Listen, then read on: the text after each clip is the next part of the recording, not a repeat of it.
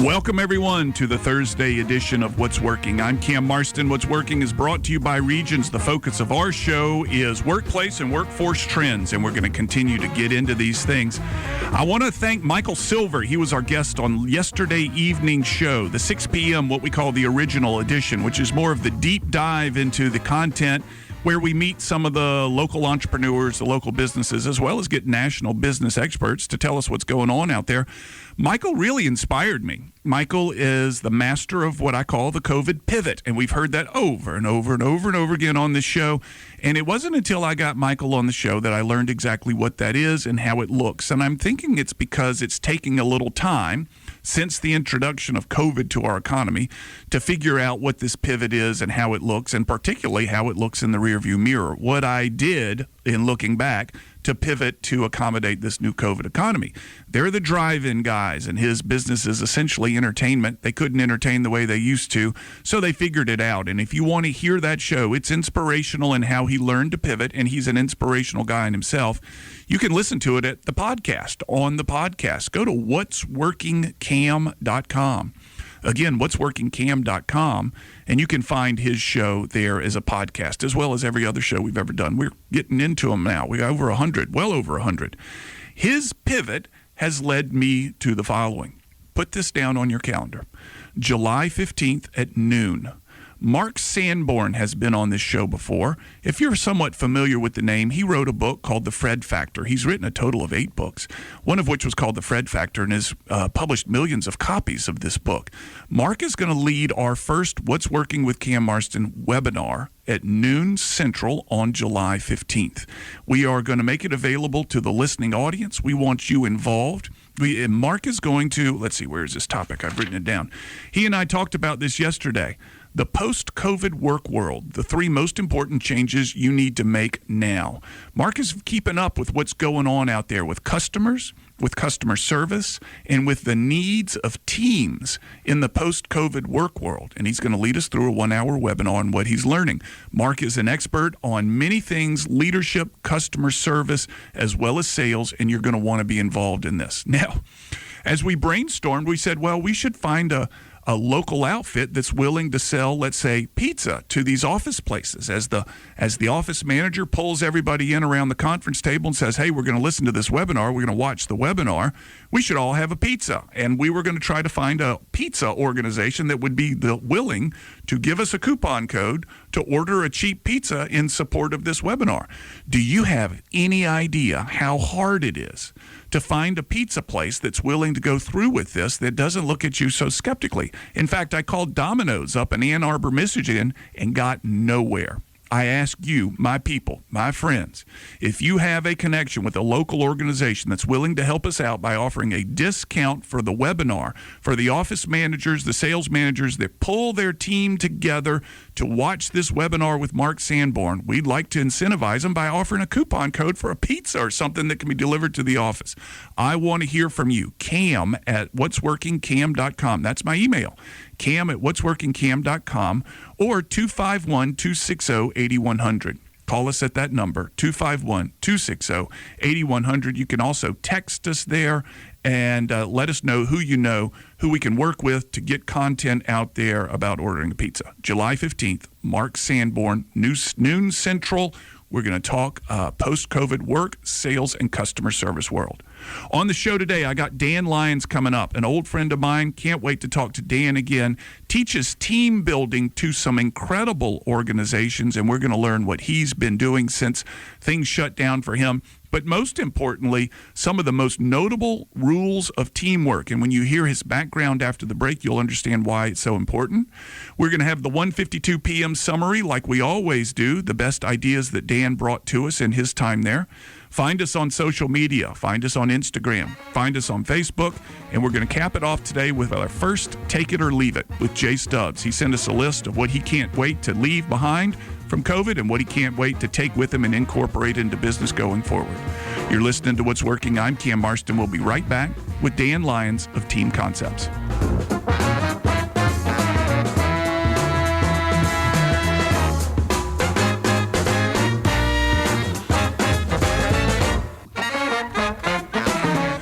We're back. You're listening to What's Working. I'm Cam Marston. What's Working is brought to you by Regions. And on the line with me is Dan Lyons. He's the founder, president, and CEO of Team Concepts. He teaches team building models up in the East Coast through rowing. Dan's background is quite impressive. As an oarsman, and this is not something that we find much here in the Deep South, but as an oarsman, Dan rowed on seven national teams, won a World Championship in 1986. Dan competed in the Seoul Olympics in 1988 and was inducted into the U.S. Rowing Hall of Fame in 1987. He's a Naval Academy grad, went to Oxford, has coached with Oxford, Stanford, Drexel, Georgetown. He is an elite rower, folks, and he teaches team building through rowing. Dan, thank you so much for your willingness to work with us. Welcome to What's Working. Cam, thank you for the invite. I'm excited and ready to go. Good. It's an honor to be here. Thank you. It's nice to talk to you again. Your background, Dan, with the Navy, with rowing for the national team, with rowing on the Olympic teams. I have a strong bias, because I rowed for a period of time, that rowing is the ultimate team sport. What is your comment on that, and what did it teach you about building teams in your current profession of team coaching?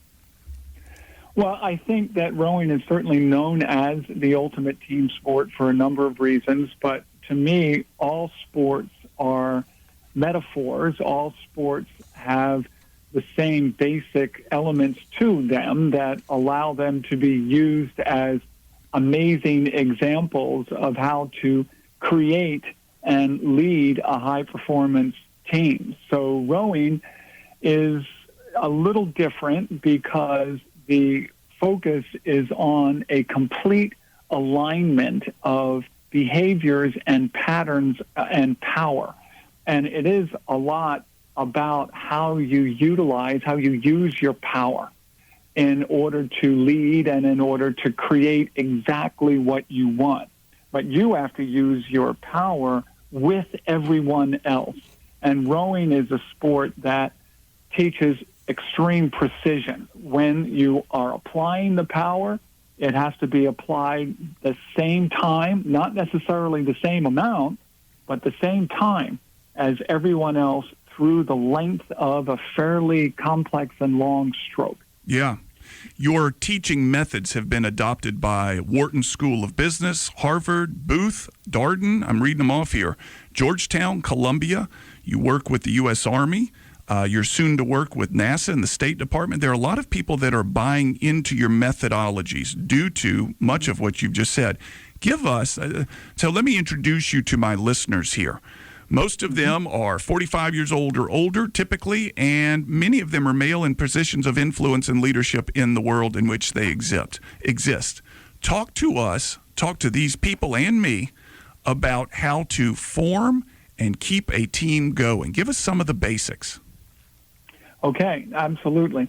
Well, the first thing that has to happen, and we actually just got off the phone with a fairly large wine and spirits company, actually, and we were talking to some of their people about these very issues. The first thing that has to be done is the recognition that everybody wants to feel part of something bigger than themselves. So when you're part of a team, you have to know that everybody else wants to be part of a team, too. It may not be the team that you're on, but they do want to be part of something bigger. And that is huge across the board, no matter what you believe in from a spiritual sense or an aesthetic sense or anything like that. Everybody wants to be part of something bigger. The second thing is that everybody wants to feel valued. And that means from a moment-to-moment basis, they have to feel a sense of worth. And so your job, my job as a leader, and everybody who's listening, your job as a member of or potential member of any team or as a leader is to never forget those two things and to try to create these what we call ties that bind people together, knowing that they want to be part of something bigger, and you do too, and knowing that they want to feel valued. So how are we going to help everybody to be personally accountable to each other?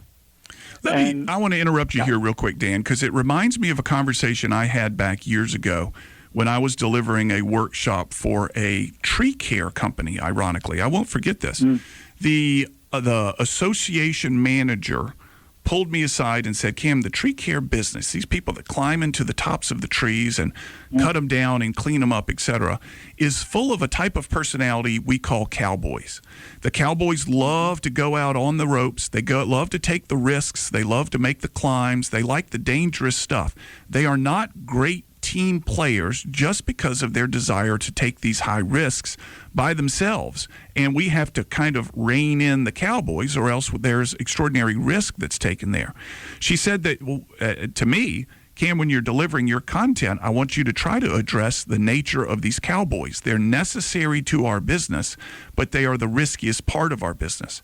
Certainly there are people out there listening right now that says, yes, I understand about the team, but I prefer to work alone. I prefer to be a renegade, or to, as the tree care industry's talked about it, I prefer to be a cowboy.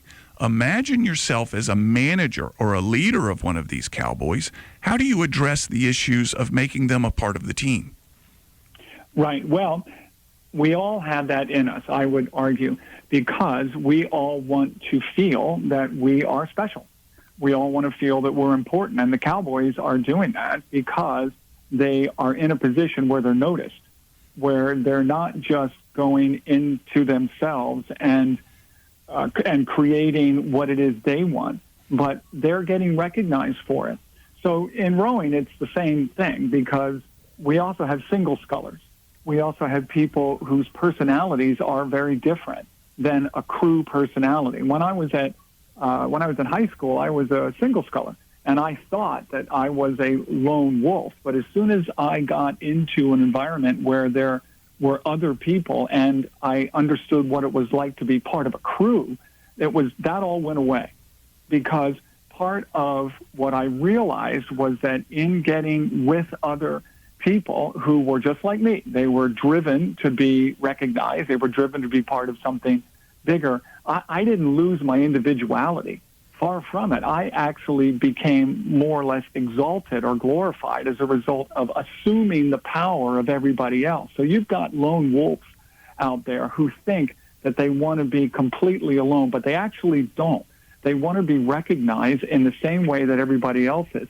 So you get all of these people together and you allow them to feel their specialness. You allow them to feel their value, and you allow them to understand that, in fact, they're being supported by all the other people who are catching those trees when they fall, and all the other people who are taking those trees away and cleaning up after them, and that they have to support each other, and in order to get what it is the tree climber really wants. The tree climber wants to experience everything that he or she is capable of doing when they get up there, but they want to be recognized for it, and make no mistake about it. And so from a leadership standpoint, the leaders and the team members have to understand that that's exactly what's happening, and they bring them together not by diminishing the tree climbers, but by exalting them, if that makes sense. How would you say that? Imagine you're the manager listening right now, and he or she has one of these renegades, one of these cowboys that I'm talking about. How do you begin to bring the cowboy into the group? They offer some remarkable skills. They have, going back to the tree climber thing, they have they don't care as much. They're willing to take more risks. But how do I begin to pull them into the group by what I say? Well, you get them together first. So, you get your tree climber, and you say, we're having a meeting here, and this is one of the things which basically has to happen every morning. Frankly, in every business, it should happen every morning, which is what we used to call in the Navy a morning quarters formation, which is no matter where you are, ship or sea, you're at 7:30 in the morning.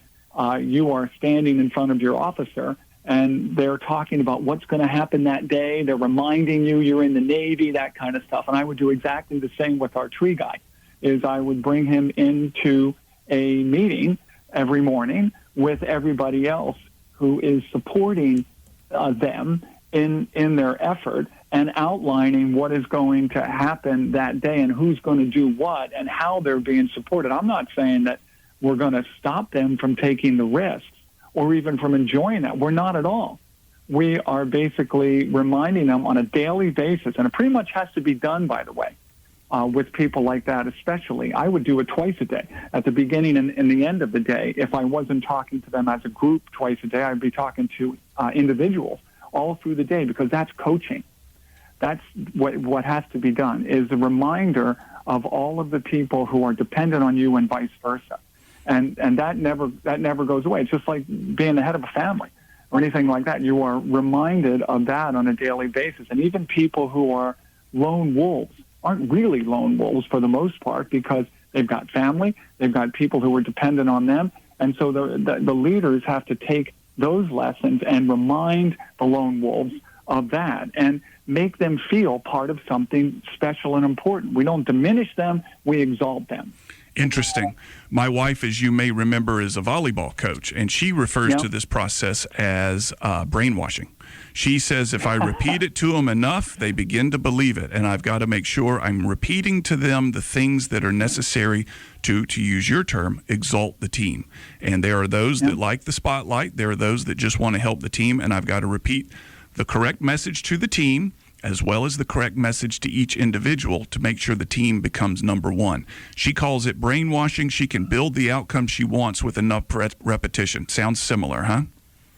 Yes, it is. And again, the most important thing is, especially with these people who need to feel valued in a more extroverted way, they need to have it spelled out for them to a certain extent, especially for them. We can't give them the feeling that they are being in any way diminished. We have to allow them the reality that they are, in fact, being glorified. They are assuming the power of the team, and I think that's a really big deal, because as soon as you start to feel that you are in some way being brought down to some sort of normal, then people with that kind of personality are going to detach. They're going to feel diminished. Let me give you a quick example. Dan, we got 30 seconds. Give me a 20-second example. Oh, boy. Okay. Columbia University, this is like 8 or 10 years ago. There is an exercise that we do called banner development, where you basically create accountability to each other. And there was only one time when we didn't do this exercise. We've done like 80 programs a year here. And in that time, when we didn't do it for this program up in New York, we had people actually leave the program. It was the only time we'd ever lost anybody in 20 years of doing this. And it was because we did not give to them accountability to each other. And as a result of that, they didn't feel any obligation to stay, and they didn't. We'll be back with Dan Lyons. He's the president, founder, and CEO of Team Concepts, based up east somewhere. He Navy Academy grad and left the Navy at the rank of lieutenant commander, teaching us about teamwork and leadership. We'll be right back.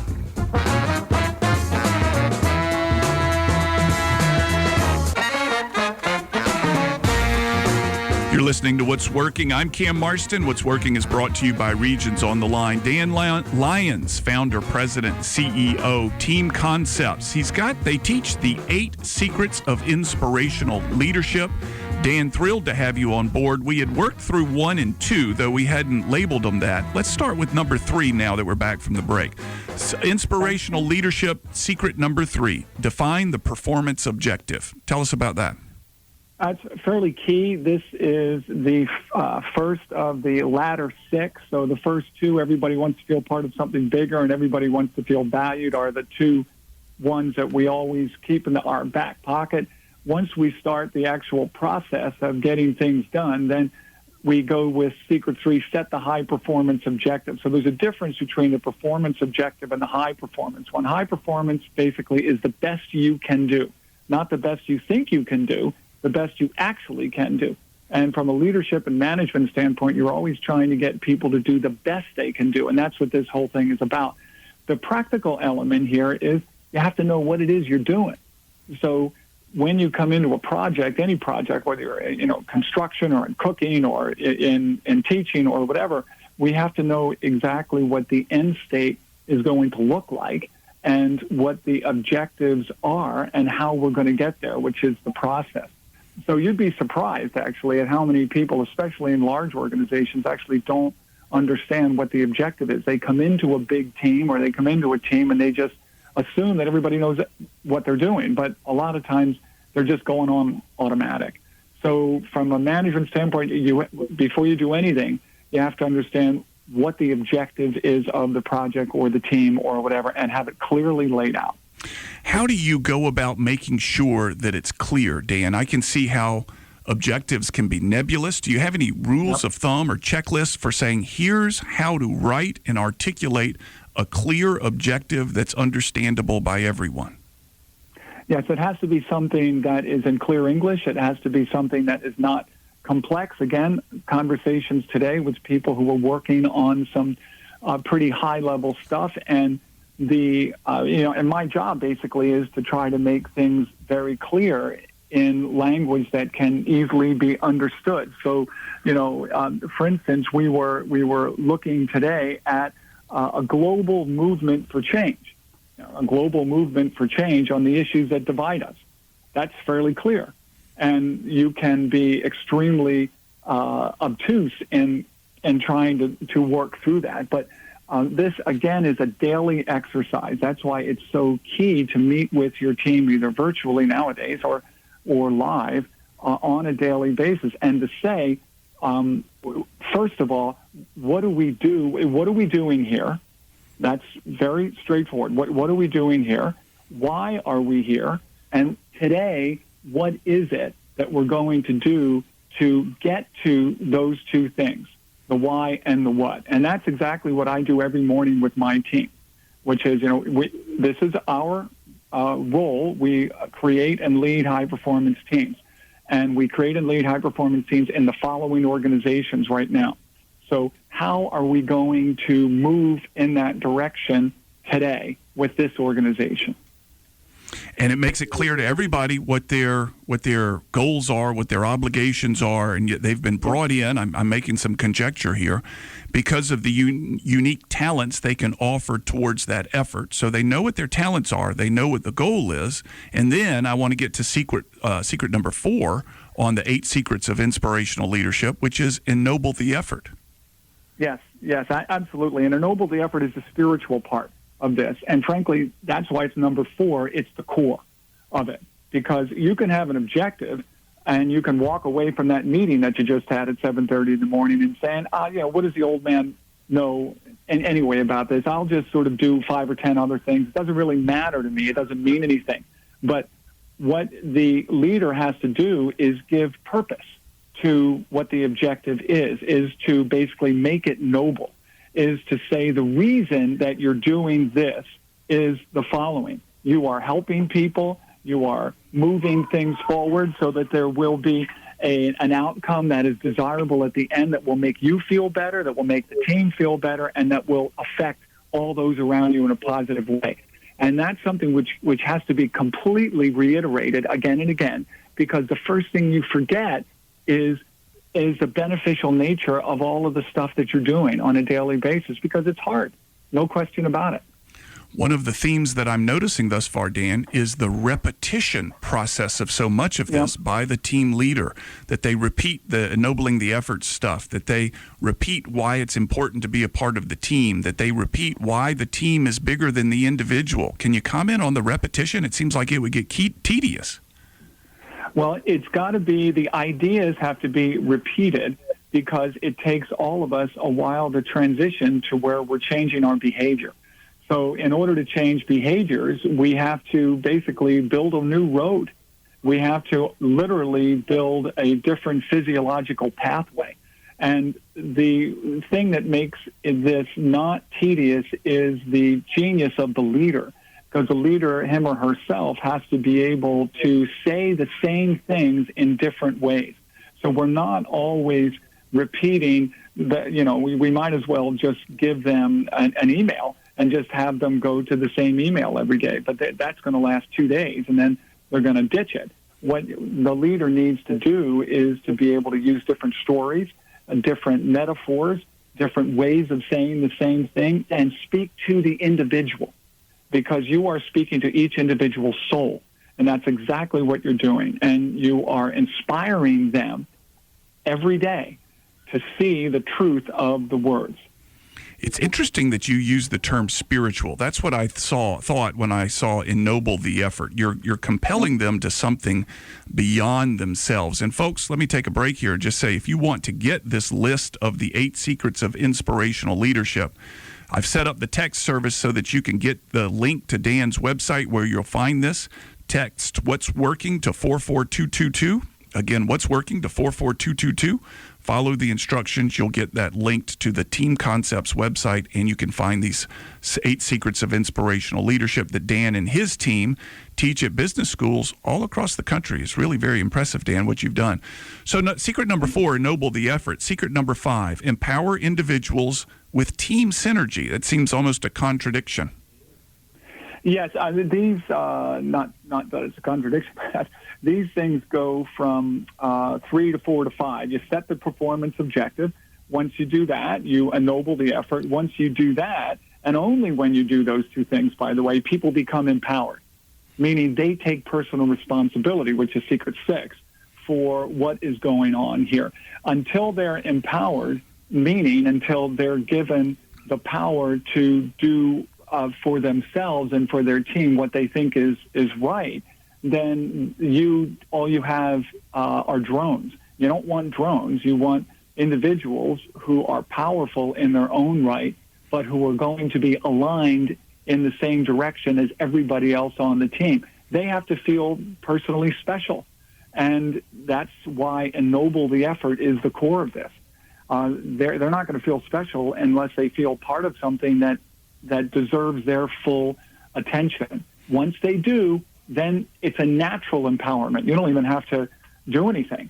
It's just going to happen because they're going to want to see the mission through the same way that you do and the organization does. But if they feel somebody else's mission, somebody else's problem, they never get empowered. And then they never take secret 6 on, which is take personal responsibility for the outcome. I want to get into secret 6 in just a second, but my attention is drawn to the number of times that you've used the word feel. You may need to make people feel special. They need to feel empowered. They need to feel a part of the team. There are a lot of us out there that say, emotions do nothing but get in the way. If we could just turn our emotions off, we'd all be better for it. Or the team would function best if we all left our emotions at the door. Who cares how you feel? Just do your job. Are you willing to comment on that? Oh, yeah, absolutely. That's basically the difference between reality and fantasy. I mean, we all are left brain, right brain creatures. The left brain is that analytical side to us that is all about process. And there's no question we need process. Absolutely. We need the circuitry in the process to understand what we're doing. But that circuitry, that process has to be filled with energy. And that energy comes from the right brain. And that's your emotions. That is the feeling that's actually filling that circuitry with electricity, or those gas lines with gas. And otherwise, they're just printed lines on a page. They look nice, and you would love to fill them with something, but they're empty. So emotions are there. Every single one of us has emotions. Every single one of us has a right brain. The leader's job is to be able to align those emotions, not ignore them, but to use them. And that's why we talk about ennobling the effort. We elevate the emotional response so they turn that emotional response into energy. And that energy fills the process with power, and then you move forward on an aligned path. But if you're ignoring that, then you're basically ignoring 50% of what makes us tick. We got 1 minute left, Dan. Let's touch on, we got secrets 6, 7, and 8. Give me the most valuable of these 3. I've told people where to get your secrets. They can come find them. They're all somewhat self-explanatory. Pick one of the 3, and let's finish up on that one. Positive, engaged energy. I will say you take personal responsibility, and then you celebrate the journey is secret 7. And you have to celebrate it because there has to be a beginning, a middle, and an end to every process. It can't feel like the process is unending, because once that happens, you lose motivation and so forth. And the way you keep this going is secret 8. Secret 8 is the tie that binds everything else together, which is positive, engaged energy. So sine qua non, again, without which there is nothing. You're either positive or you're negative. So if you've ever been tempted to think that there's 10 or 12 other variants in the middle. There isn't. You're one or the other. There's no neutral energy out there. So if you're positive, you are exuding power that's positive. If you're negative, you're exuding power that's negative, and negative energy will drain people. Dan Lyons is the president, CEO, founder of Team Concepts. Their idea is 8 secrets of inspirational leadership. They teach it through the model of rowing 8-oared shells out on the rivers of the East Coast as well as out on the West Coast. An old friend of mine, very accomplished at his work. Dan, thank you so much for your willingness to share with us today. Thank you, Cam. It is my honor and pleasure. And to everyone out there, good luck and keep positive, and good things will happen. Appreciate it. We'll be right back. Special thanks to Dan Lyons. Folks, when your client list includes Wharton School of Business, Harvard School of Business, Darden School of Business, that's University of Virginia, Georgetown, Columbia, you got to think, hey, maybe they're on to something. There are 8 secrets of inspirational leadership out of Team Concepts. This is what Dan has developed. Is well worth your time and attention. I'm happy to see that a number of people have already downloaded these things. If you want a copy of it, text "What's Working" to 44222. You will get a link. Follow that link, those instructions. You will get an access to that list of Team Concepts, 8 secrets of inspirational leadership. Now, the 152 moment is the recap, and easily enough, the 8 secrets are already kind of recapped for me. And the one that I want to articulate is, there are 8 secrets, and I could read secrets 1 through 8 to you. But the one that stood out to me is everyone wants to be a part of something bigger than themselves. And I told Dan about the cowboys that I used to hear about in my work with a particular industry association. His comment was they want to be a part of something bigger too. Their attitude may be, I'm unique, I'm different, I'm individual, I'm a risk taker, but deep inside they want to be some part of something bigger, and it is our job as team leaders to make sure that they know that they are. The second thing that came out in Dan's comments to me was the importance of the repetition of so many parts of being a member and being a leader of the team. It's a constant repetition in unique ways each time to make sure it's said differently yet frequently what the goals are. And the final thing that I caught from Dan's conversation, and we might have to get him on the Wednesday show where we get deeper, is ennoble the effort. Make it he used the term a spiritual quest to fulfill the team's goals. I love that. All right. You may recall that not long ago we initiated this concept in the What's Working franchise. I love that word, the What's Working franchise. Take it or leave it. What are you going to take as a result of the COVID economy? What are the new ideas that have been thrust upon you that you're going to continue with? And what are you going to leave? What can't you wait to leave behind? I'm interested in hearing your results from that. You can contact us at cam@whatsworkingcam as an email, or 251-260-8100. Again, 251-260-8100. That's the phone/text line. Tell us what you're going to take. Tell us what you're going to leave behind. Shortly after we initiated this idea, I got contacted by my friend Jay Stubbs, and his list was long. I said, I can't read this, Stubbs. It's too long, so we're putting him on the air. Jay, thank you for your time. Welcome back to What's Working. Hey, Cam, how are you doing today? I appreciate it. I know you're out supporting your son in his golf tournament. I appreciate your willingness to step aside and recap these ideas for me. Let's start with what you're going to take. What has the COVID economy taught you, and what are you going to take and keep as a regular part of what it is that you do? Well, I have joined my teenage son, and that I'm taking the shaggy hair look. I've given up trying to make an appointment to go get a haircut, Cam.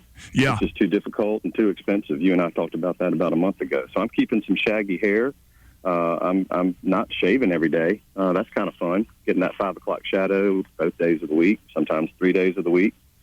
Just kind of being a little bit more relaxed because there's too much pressure and other things that we're doing, handling 4 kids, work-related issues, opportunities. I just decided to take all of this and stay a little bit more relaxed. So the COVID economy has put you in all of us, frankly, as business people, as leaders, in a pressure situation. And one of your outlets is you're taking a little bit of this looser dress code, this more loose appearance code, let's say, to heart. Shaggy hair, 5 o'clock shadow, more time. And this is not something that you would have done had this not happened in mid-March, correct? Oh, that's correct. In a normal world, I would have been having multiple appointments a week with different financial service professionals, advisors, risk management consultants, doing part of my job.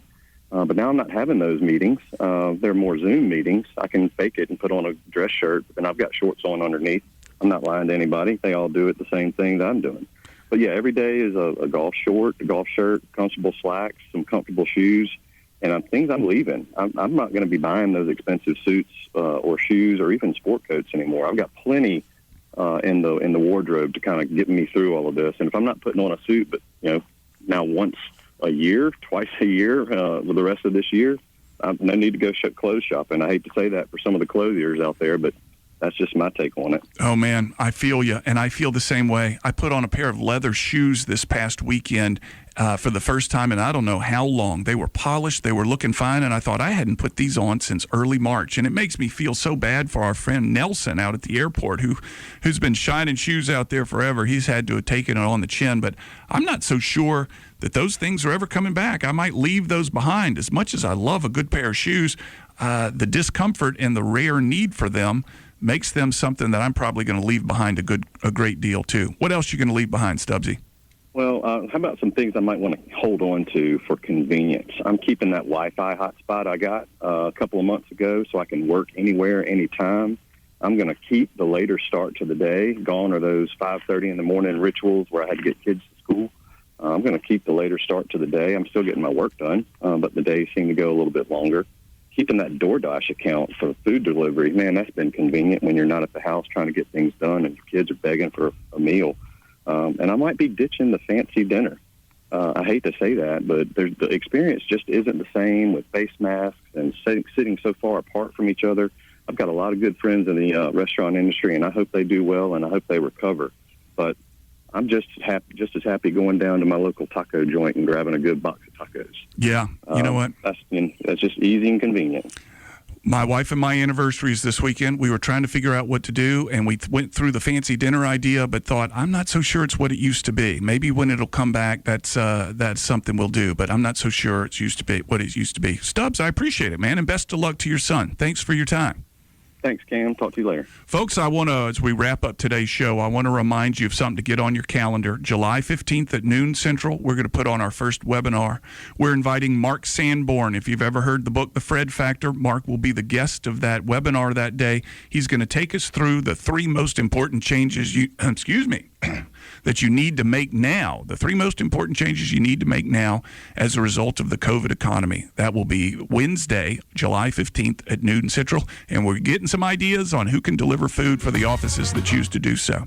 All right, you're listening to What's Working. We'll have another show next week. Have a good weekend.